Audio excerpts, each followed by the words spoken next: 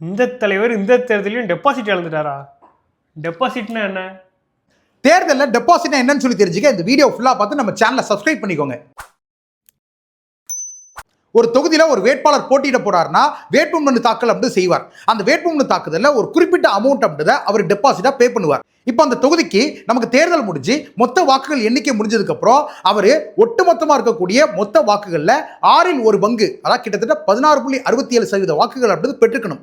அப்படி பெற்றிருந்தா அந்த டெபாசிட் தொகை அப்படின்றத அந்த வேட்பாளர்கிட்ட திரும்ப கொடுத்துருவாங்க. ஒருவேளை ஃபார் எக்ஸாம்பிளுக்கு மொத்தமாக 1 லட்சம் வாக்குகள் வந்திருக்கு, அதில் அந்த வேட்பாளர் 16,670 வாக்குகளுக்கு கீழே தான் பெற்றிருக்கார் அப்படின்னா அந்த டெபாசிட் பணம் அப்படின்றது அவருக்கு திரும்ப கொடுக்கப்படாது. அது அரசாங்கத்துக்கு போய் சேர்ந்துடும். ஆக்சுவலா இதை தான் நம்ம டெபாசிட் இழப்பு அப்படின்னு சொல்லி சொல்றோம். உங்களுக்கு தெரிஞ்ச எந்த தலைவர்கள் இந்த மாதிரி டெபாசிட் இழந்திருக்காங்களோ அவங்கள வீடியோ ஒரு கமெண்ட் செக்ஷன்ல கமெண்ட் அப்படி பண்ணுங்க. மற்றும் இந்த மாதிரி நிறைய தகவலுக்கு நம்ம சேனலை சப்ஸ்கிரைப் பண்ணி ஃபாலோ பண்ணிட்டு வீடியோ உங்க ஃப்ரெண்ட்ஸுக்கு கான்டாக்ட்ல ஷேர் பண்ணிருங்க. தேங்க்யூ.